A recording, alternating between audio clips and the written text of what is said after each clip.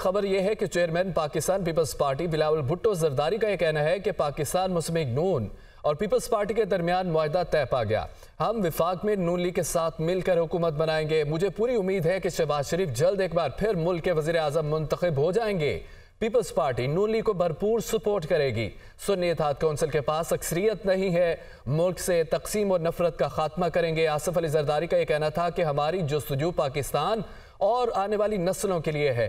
हम कौम की खिदमत करना चाहते हैं। वो मुश्तरका प्रेस कॉन्फ्रेंस से खिताब कर रहे थे। चेयरमैन पाकिस्तान पीपल्स पार्टी बिलावल भुट्टो जरदारी का कहना है कि पाकिस्तान मुस्लिम लीग नून और पीपल्स पार्टी के दरमियान मुआहदा तय पा गया।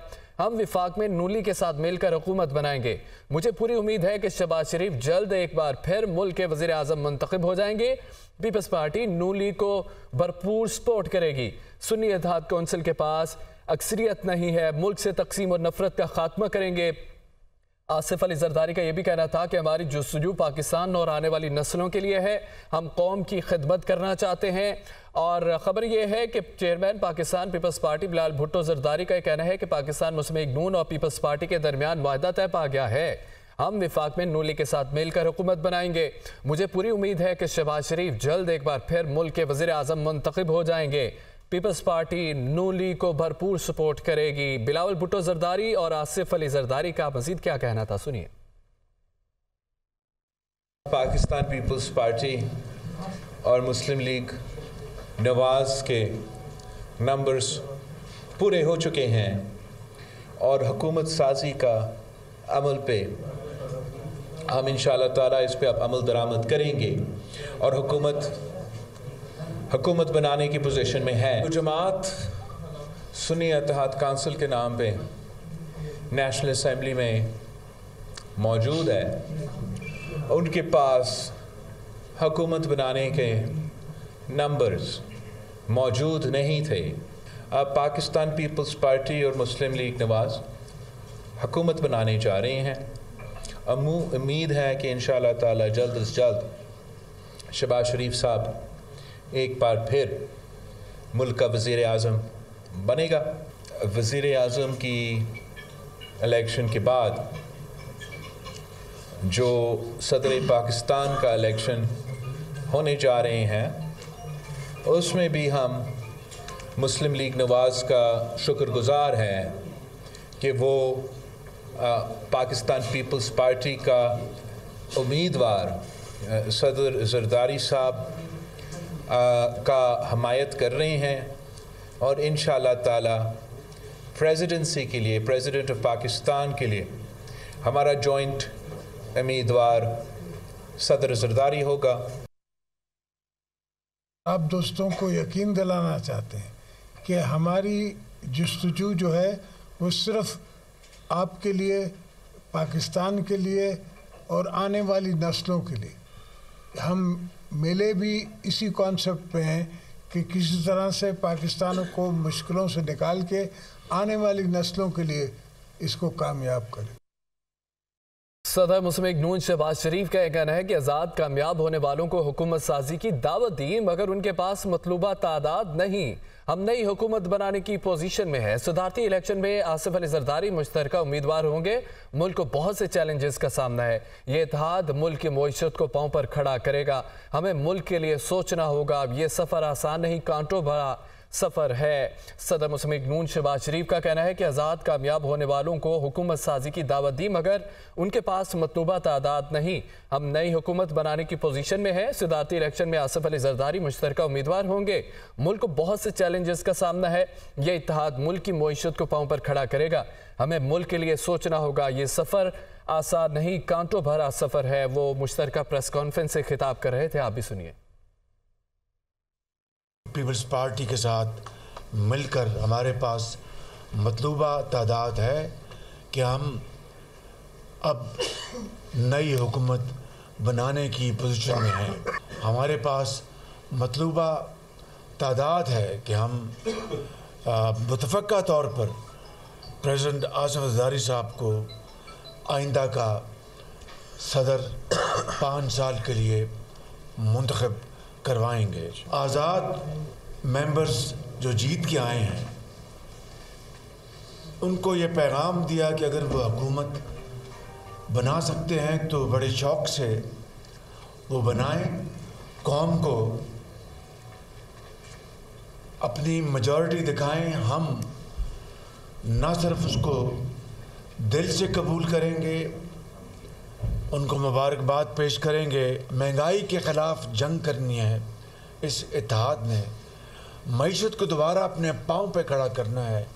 इस इत्तेहाद ने अल्लाह ताला के फजल करम से भरपूर यकीन है कि इस इत्तेहाद में नौजवान भी हैं, इस इत्तेहाद में बुज़ुर्ग भी हैं, तजर्बा भी है। और जब तजर्बा और नौजवानी मिल जाते हैं तो वो एक बहुत बड़ी ताकत बन जाते हैं।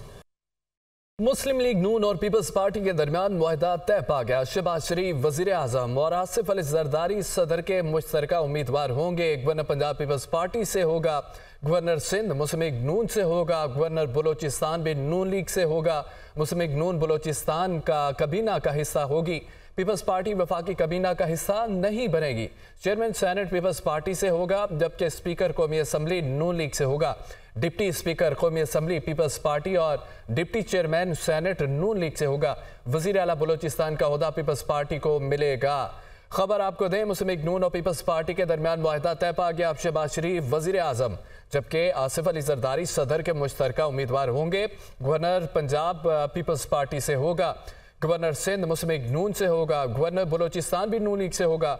मुस्लिम लीग नून बलोचिस्तान कबीना का हिस्सा होगी और चेयरमैन सेनेट पीपल्स पार्टी से होगा। पीपल्स पार्टी वफाकी कबीना का हिस्सा नहीं बनेगी।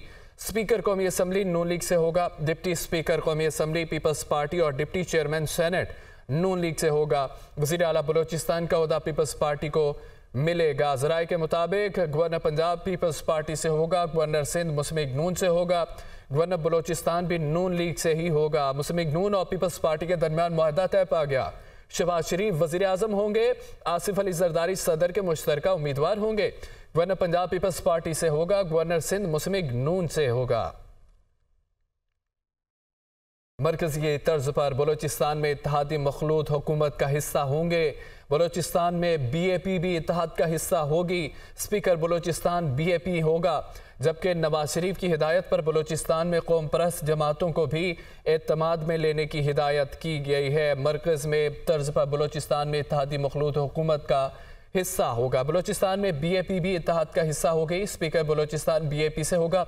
नवाज शरीफ की हिदायत पर बलोचिस्तान में कौम परस्त जमातों को भी एतमाद में लेने की हिदायत की गई है। मरकज की तर्ज पर बलोचिस्तान में इत्तेहादी मखलूत हुकूमत का हिस्सा होंगे। हुकूमत का हिस्सा बनने के लिए MQM ने नून लीग के सामने शर्त रख दी है। MQM ने हुकूमत में शमूलियत के लिए नून लीग से 3 निकाती आईनी तरमीम पर हिमायत मांग ली है। ANC की रकम सूबों की बजाय मुकामी हुकूमतों के बराह रास्त दी जाएगी। MQM का ये मुतालबा है। कोटा सिस्टम पर मुल्क भर में अमल दरामद यकीनी बनाया जाएगा। MQM ने सिंध के लिए गवर्नरशिप और वजारतों से मुतालिक भी मुतालबात किए हैं। पीपल्स पार्टी के साथ मुआहदा तय पाने के बाद क्या मुस्लिम लीग नून और MQM के मुतालबात मानने को तैयार होगी, ये एक सवाल है। हुकूमत का हिस्सा बनने के लिए MQM ने नून लीग के सामने शर्त रख दी है। MQM ने हुकूमत में शमूलियत के लिए नून लीग से 3 निकाती आईनी तरमीम पर हिमायत मांग ली है। NFC की रकम सूबों की बजाय मुकामी हुकूमतों को बराह रास्त दी जाएगी। MQM का ये मुतालबा है। कोटा सिस्टम पर मुल्क भर में अमल दरामद यकीनी बनाया जाएगा। Welcome back. Muslim League Noon का पंजाब असम्बली में अपनी पार्लिमानी पावर शो करने का फैसला। आज जाती उमरा में पार्लिमानी पार्टी का इजलास बुला लिया गया। स्पीकर, डिप्टी स्पीकर और वजीर आला पंजाब के इंतखाब के लिए हिकमत अमली मुरतब की जाएगी। लियाकत अली की रिपोर्ट देखिए। साजी के मामला तेजी से आगे बढ़ने लगे। मुस्लिम लीग नून ने अरकान असम्बली से राबते मुकम्मल कर लिए। मुस्लिम लीग नून का पार्लिमानी पावर शो करने का फैसला। बुध के रोज जाती उमरा में पार्लिमानी पार्टी का इजलास बुला लिया गया। नून लीग की नाम से वज़ीर आला पंजाब मरीम नवाज इजलास की सदारत करेंगी। 9 मंतखब पार्टी अरकान के एजाज में जोहराना दिया जाएगा। आज़ाद हज़ीरत में मुस्लिम लीग नून में शामिल होने वाले अरकान भी इजलास में शरीक होंगे। मुस्लिम लीग नून अपने हमायत याफ्ता अरकान की मुकम्मल ताकत का मुजाहरा करेगी। पार्लिमानी पार्टी इजलास में स्पीकर, डिप्टी स्पीकर और वज़ीर आला के इंतखाबात के लिए हिकमत अमली मुरतब की जाएगी। PTI के चीफ इलेक्शन कमिश्नर से मुस्ताफ़ी होने का मुतालबा। बैरिस्टर गौहर खान ने कहा है कि वो इदारा जो आइनी जिम्मेदारी निभाने में नाकाम रहा तो उसके चीफ का कोई हक नहीं बनता कि वो ओहदे पर रहे। चीफ इलेक्शन कमिश्नर के होते हुए धांधली की शफाफ इंक्वायरी मुमकिन नहीं। रावलपिंडी में मीडिया से गुफ्तगू कर रहे थे, सुनिए।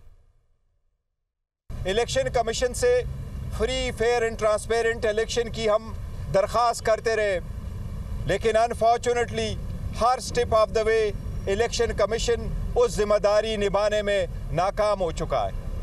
Election commission form 45 election commission की जिम्मेदारी है।